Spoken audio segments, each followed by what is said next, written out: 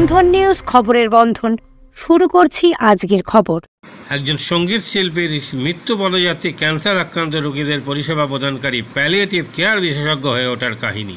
হুগলির রিসার বাসিন্দা শান্তনু চক্রবর্তী ছাত্র জীবনে একজন মেধাবী ছাত্র ও সঙ্গীত শিল্পী ছিলেন। ক্যান্সার আক্রান্ত স্ত্রীকে বাঁচানোর জন্য আপ্রাণ চেষ্টা করেও ব্যর্থ হন তিনি। তারপর অস্ট্রেলিয়া পড়তে যান প্যালিয়েটিভ কেয়ার বিষয় নিয়ে। সেখান থেকে ফিরে হুগলির রিসায় রুমা আবেদনা হসপিস চ্যারিটেবল ট্রাস্ট তৈরি করেন।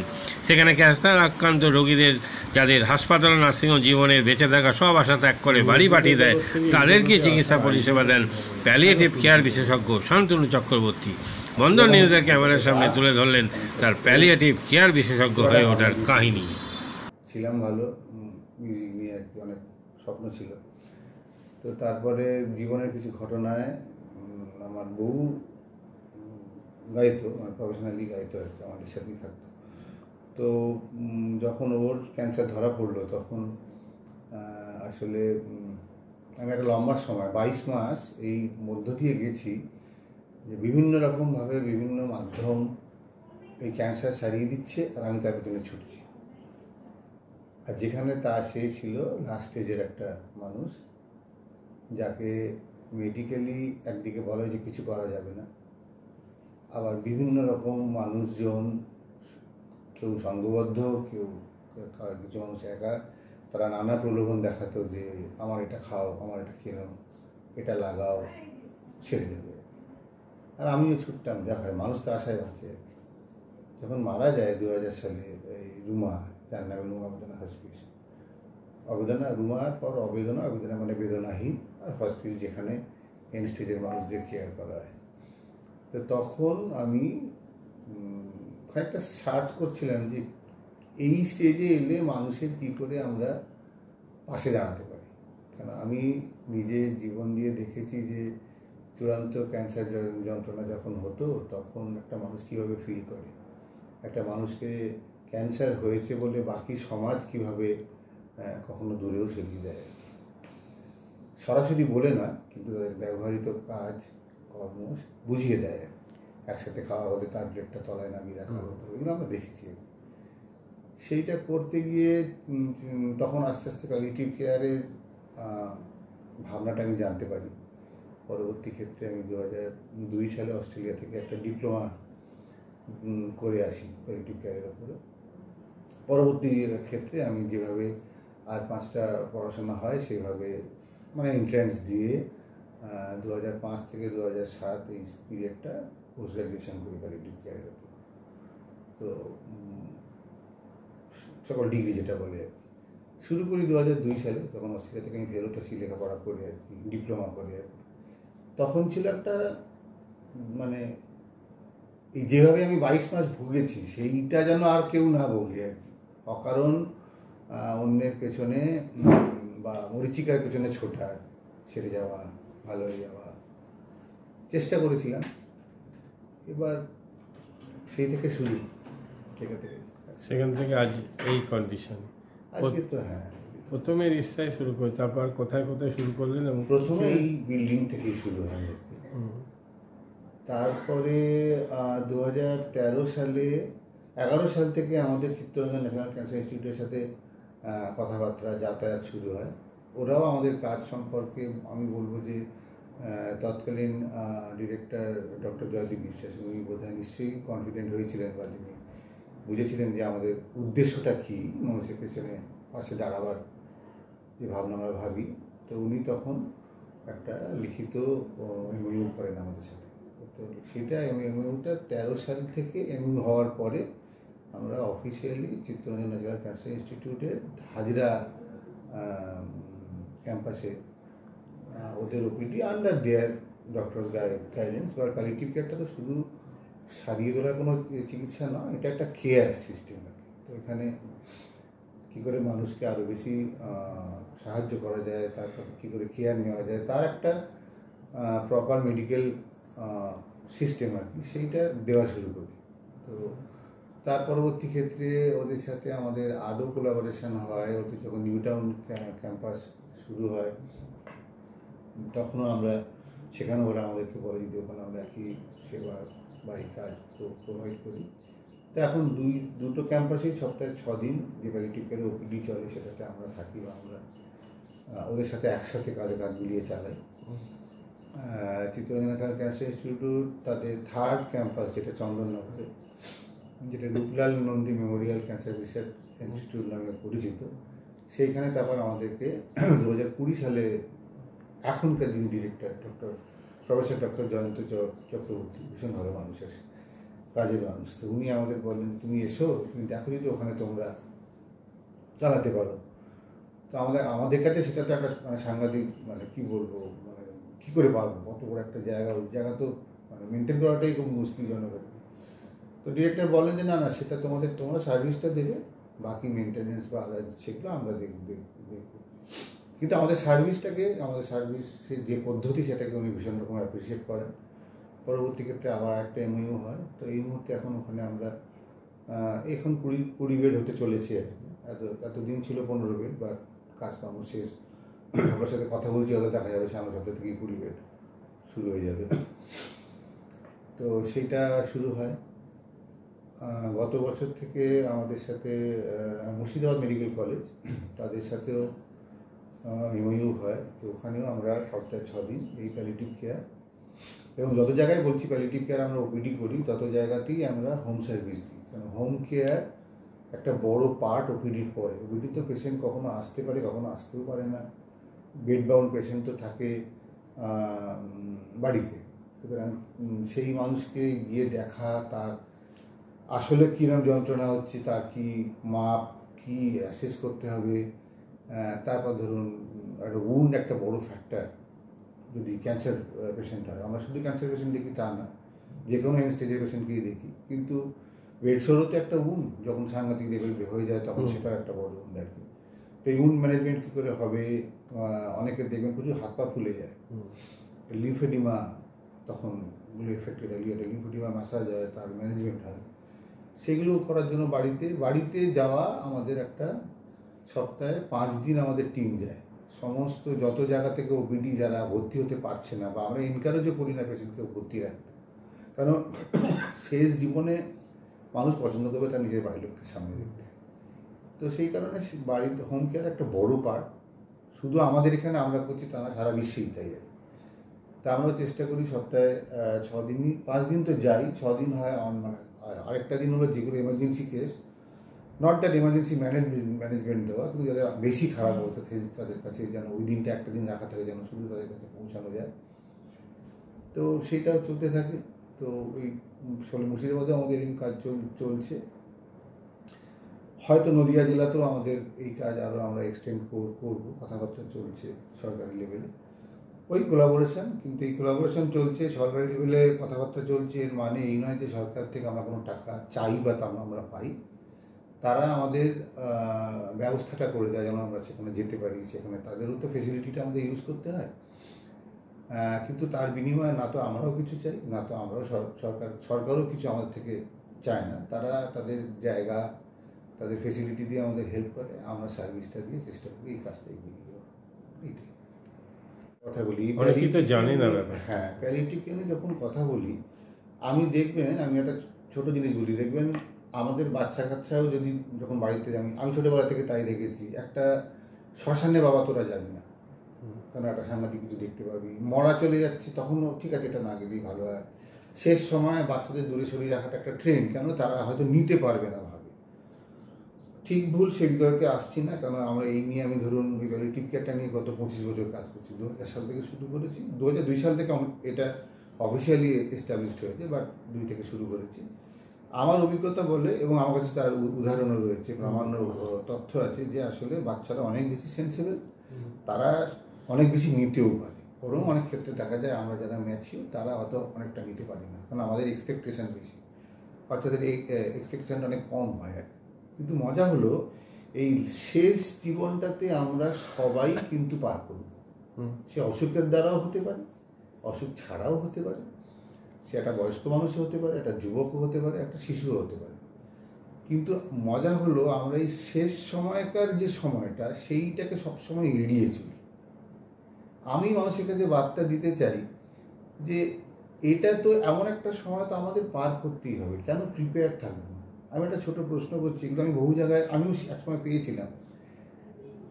ধরে নিন আপনি বসে আছি আর আমাদেরকে বলা হলো আমি আজ রাতেই মারা যাব, বড় জোর কাল সকালেই মারা যাব। Do we prepared for that?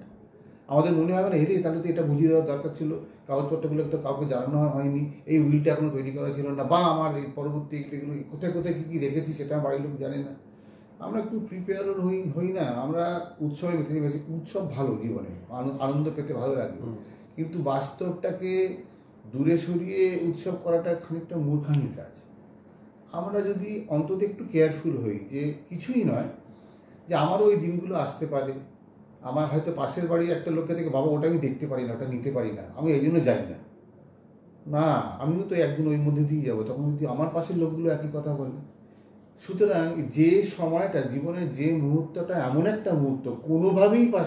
মাদকাসক্ত যুবকদের জীবনের মূল স্রোতে ফিরিয়ে আনছে চুঁচুড়া নবজীবন ফাউন্ডেশন। আজ থেকে 7 বছর আগে পথ চলা শুরু হয়েছিল এই সংস্থার। হুগলি জেলা থেকে শুরু হয়েছিল নবজীবন ফাউন্ডেশনের কাজ। আজ গোটা উত্তর পূর্ব ভারতে ছড়িয়ে পড়েছে তার ব্যাপ্তি। জেলা ও রাজ্যের হাজার হাজার মাদকাসক্ত যুবকদের মানসিক ও শারীরিক চিকিৎসার মধ্যে দিয়ে সুস্থ জীবনের পথে ফিরিয়ে আনছে নবজীবন ফাউন্ডেশন। কি করে এই সংস্থাকে তিল তিল করে গড়ে তুলছেন বন্ধন নিউজ এর ক্যামেরার সামনে, সে কথা বললেন সংস্থার কর্ণধার চন্দন দাস।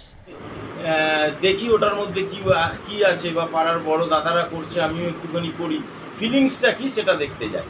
এবং একটা সার্টেন টাইমের পর কি হয়, সেটা ফ্রিকোয়েন্সিটা তখন অনেক বেশি থাকে, গ্যাপ থাকে যখন শুরু করে, পরবর্তীকালে যখন নির্ভরশীল হয়ে পড়ে সেই একটা সাবস্টেন্সের উপর, তখন সেটা থেকে বেরোনোর জন্য সে নানা রকম চেষ্টা করে, কিন্তু তার ওয়ে আউটটা জানা নেই যে কোন রাস্তা দিয়ে গেলে নেশা থেকেও বিরত থেকে সুস্থ স্বাভাবিক জীবনযাপন করা যায়।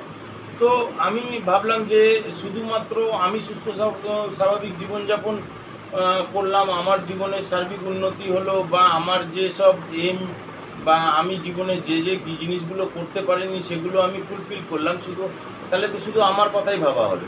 তাহলে আমি এরকম কিছু কাজ করি যাতে আমার মতো আরও 5 জন আমার দ্বারা উপকৃত হয়, এবং একটা সার্টেন টাইমের পর যখন মানুষ চায় যে ফিরতে, অথচ তার কাছে রাস্তা থাকে না, তখন এই একটা WHO ওয়ার্ল্ড হেলথ অর্গানাইজেশন একটা প্রসিডিউর বার করেছে।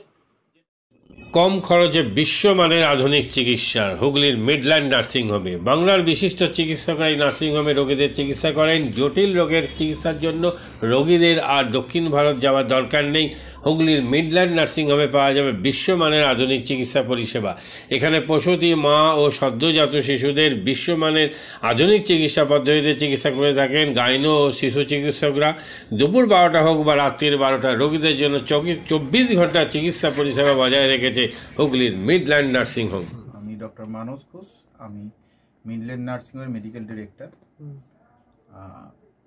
বিশেষত্ব বলতে যেটা আপনি বললেন, একটা হচ্ছে NICU, নিউনেটাল কেয়ার ইউনিট। আমি বলতে পারি এটা আমাদের আশেপাশে হুগলি জেলায় নেই। নিউনেটাল মানে হচ্ছে যেটা বাচ্চা জন্মের পরেই প্রথম 28 দিনকে আমরা নিউনেট বলি, প্রথম ফার্স্ট 4 উইকস। তো এই সময়ে বাচ্চাদের সমস্ত রকমের চিকিৎসায় বলুন, বা তাদের দেহের গঠন বলুন, বা তাদের রোগগুলোই বলুন, সেগুলো সবগুলো অন্যান্য বাচ্চা মানে তার থেকে বড় বাচ্চার থেকে কিন্তু অনেকটাই আলাদা। এবং এই ক্ষেত্রে বাচ্চারা খুব সেন্সিটিভ হয়, বাচ্চাদের রোগ প্রতিরোধ ক্ষমতাও অনেক সময় কম থাকে, এবং এগুলোর জন্য স্পেশাল কেয়ার লাগে নিউনেট, এবং তাদের পুরো চিকিৎসা পার্টটা একটা আলাদাভাবে তৈরি হয় প্রথম 28 দিনের জন্য। আমরা এখানে চুঁচুড়া, বিশেষ করে চুঁচুড়া এবং হুগলিবাসীর জন্য এই জিনিসটা আমরা আনতে পেরেছি, যেখানে আমাদের বাচ্চাদের এই নিউনেটদের ক্রিটিক্যাল মানে খুব খারাপভাবে যে নিউনেটগুলো জন্মেছে, বা যারা জন্মের পরে যারা হাঁপাচ্ছে, বা যারা মেকোনিয়াম খেয়ে ফেলেছেন, বা যাদের কোনো জন্মের পরে কোনো রকমের শ্বাসকষ্ট বলুন, বা কোনো রকমের অসুবিধে হয়েছে, বা জন্ডিস ধরা পড়েছে, বা অন্য কোনো কমপ্লিকেশান হয়েছে, সেই ধরনের বাচ্চাদের চিকিৎসা করার জন্য উপযুক্ত ব্যবস্থা আমরা এখানে করতে পেরেছি। তার ভিতরে আমরা বলতে পারি আমাদের এখানে ওয়ার্মার আছে সাফিসিয়েন্ট, আমাদের এখানে 6টা বেডের জন্য ওয়ার্মার আছে, এবং আমাদের এখানে ফটোথেরাপি মানে বাইলেয়ার ডবল সারফেস ফটোথেরাপি আছে, যাদের কনজেনিটাল বা যাদের জন্ডিস ধরা পড়েছে তাদের জন্যে। এবং বাচ্চাদের ভেন্টিলেটার আছে আমাদের একদম নিওনেটদের জন্য। এই ভেন্টিলেটার সাধারণভাবে সব জায়গায় পাবেন না। এবং বাচ্চাদের বাবেল সিপ্যাপ, যেটা একটা স্পেশালাইজ মেশিন, বাচ্চাদের যেহেতু ভেন্টিলেটার খুব বেশি লাগে না, কিন্তু বাবেল সিপ্যাপ বলে একটা জিনিস খুব বেশি লাগে তাদের অক্সিজেনের পরিমাণ কমে গেলে, তাদের শ্বাসকষ্ট হলে, সেটাও আমাদের এখানে আছে। এবং আমি কিছুদিন আগে আমাদের একটি বাচ্চা এখানে ভর্তি হয়েছিলেন যার শ্বাসকষ্ট হতে শুরু করেছিল জন্মের 6 ঘন্টা পর থেকে, এবং সুন্দরভাবে তাকে আমরা এখানে চিকিৎসা দিয়েছি। আমাদের এখানে দুজন খুব ইয়ং মানে এনথুজিয়াস্টিক পেডিয়াট্রিশিয়ান আছেন, ডক্টর মৈত্র এবং ডক্টর ঘোষ। তো তারা তাদের দুজনের আন্ডারেই বাচ্চা ভর্তি ছিলেন। অন্য পেডিয়াট্রিশিয়ানরাও আসেন, বাট এনারা আমাদের এখানে সবসময়ই থাকেন মোটামুটি একটা স্তম্ভের মতো আমাদের নিওনেটাল কেয়ার ইউনিটের জন্য। এবং বাচ্চাটি এই মুহূর্তে খুবই ভালো আছে, তাকে আমরা ডিসচার্জ করেছি। এটা কি প্রিম্যাচিওর বেবিদের ক্ষেত্রে এটা বেশি প্রয়োজন হয়? ভীষণভাবে প্রিম্যাচিওর বেবি যারা একটু আগে জন্মেছেন বা যাদের ওয়েট কম হয়েছে, এবং অনেক সময় মায়ের বা ওয়েট অনেক সময় বেশি ওয়েট হলেও যে সেটা ভালো সেরকম নাও হতে পারে, যেমন ডায়াবেটিসের ক্ষেত্রে হতে পারে। বা অনেক সময় বাচ্চাদের বারবার জন্মানোর পর সুগার ফল করছে, এটাও আমরা দেখি। অনেকগুলো কারণেই যেগুলো জন্মের পরেই যে সমস্ত সমস্যাগুলো হয় সেগুলোর জন্য এরকম স্পেশালাইজ ইউনিট দরকার হয়, নিওনেটাল কেয়ার ইউনিট, এবং সেটা আমরা এখানে করতে পেরেছি। প্রথম কথা হচ্ছে জীবনের দাম সব থেকে বেশি, ঠিক আছে। এবং যে মা 10 মাস তার বাচ্চাটাকে গর্ভে ধারণ করেছেন, তার জন্য সারা পৃথিবীর সব থেকে মূল্যবান জিনিস বা সেই বাবাটির জন্য কিন্তু সেই শিশুটি। রিগার্ডিং কস্ট যদি বলেন, আমরা এমনিতে একটা মফস্বল এলাকাতে থাকি এবং আমাদের পুরো নার্সিংহোমটাই মফস্বল এলাকাতে। আমরা সেটার কথা মাথায় রেখে আমাদের যে সমস্ত কস্টগুলো রেখেছি। এবং এই যেটা বললাম কয়েকদিন আগেই আমাদের একটি বাচ্চা যাকে হঠাৎ করে শিফট করতে হয়েছিল নিকুতে, সেই চিকিৎসা পেয়ে গেল। তার বাবা মা দুজনেই খুব স্যাটিসফাইড। আমাদের যে ফেসবুক আছে, পেজ আছে, সেখানে আপনারা তাদের কথা শুনলে বুঝতে পারবেন। এবং কস্ট মানে যথেষ্ট রিজনেবল। আমি একেবারে কম বেশি এরকম বলবো না, আমি বলবো রিজনেবল। আমাদের মফস্বলের জন্য যেটা হওয়া উচিত সেই রকমই করা আছে।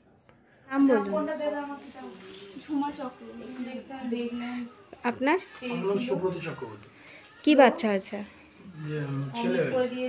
কতদিন অ্যাডমিট ছিলেন এখানে? 4 দিন। আজকে নিয়ে 5 দিন ছুটি, ডিসচার্জ নিয়ে 5 দিন। কোন ডাক্তারের মানে আন্ডারে হচ্ছে? কৌশিক ব্যানার্জি। আর বাচ্চাকে কে দেখছিল?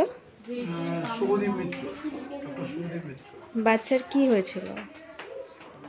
শ্বাসকষ্ট ছিল, আপনার স্যাচুরেশন পাচ্ছিল না, ফটোথেরাপি দিতে হলো। শ্বাসকষ্টের জন্য কি করতে হয়েছিল? ভেন্টিলেশন দিতে হয়েছিল। প্রথম সকাল থেকে তো এমনি নর্মাল অক্সিজেন চলছিল, রাতের দিক থেকে আবার ভেন্টিলেশন দিতে হয়েছিল। এখন কেমন আছে বাচ্চা? এখন ভালো আছে, একদম সুস্থ। মা কেমন আছে? মা ভালো আছে। আচ্ছা, আজ বাড়ি যাচ্ছেন তো? হ্যাঁ, থ্যাংক ইউ। হুগলির কোদালিয়ায় জাতীয় যুব কম্পিউটার সাক্ষরতা মিশন স্কুল পড়ুয়াদের পাশাপাশি তরুণ প্রজন্মের কাজে স্বনির্ভর হওয়ার জন্য বিশ্বমানের কম্পিউটার প্রশিক্ষণ কেন্দ্র। এখানে ক্লাস 3 থেকে ইঞ্জিনিয়ারিংয়ের কম্পিউটার কোর্স পর্যন্ত প্রশিক্ষণ দেওয়া হয়। এই হুগলির কোদালিয়া জাতীয় যুব কম্পিউটার সাক্ষরতা মিশন প্রশিক্ষণ কেন্দ্র থেকে কম্পিউটারের প্রশিক্ষণ নিয়ে দেশে বিদেশে অনেক ছাত্রছাত্রী আজ প্রতিষ্ঠিত। স্বল্প ফিতে ছাত্রছাত্রীদের বিশ্বমানের কম্পিউটার প্রশিক্ষণ দিয়ে এই কেন্দ্র এক বেঞ্জি দৃষ্টান্ত সৃষ্টি করেছে। বন্ধন নিউজে ক্যামেরায় ধরা পড়ল সেই দৃশ্য। নমস্কার, জাতীয় যুব কম্পিউটার সাক্ষরতা মিশন কোদালিয়া আগে জুনিয়র ফ্যাকাল্টি। এখানে ক্লাস 3 থেকে ইঞ্জিনিয়ারিং অবধি সমস্ত রকম কোর্স করানো হয় এবং তার সাথে সাথে প্রফেশনাল কোর্স যেমন C, Java, Power BI, Tally, GST, web development, app development, Power BI etcetera সব রকমের কোর্স করানো হয়, কম্পিউটার কোর্স করানো হয়। এখানে ইংলিশ মিডিয়াম এবং বাংলা মিডিয়ামের দুরকম স্টুডেন্টদেরই সব রকম কোর্স করানো হয়।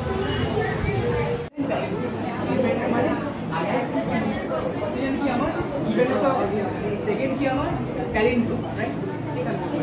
আমি এখানে কি করলাম, এই পার্টটা বার করছি কাকে, এই পার্টটা the first while loop is for the sum of digits and the second while loop is for the reverse.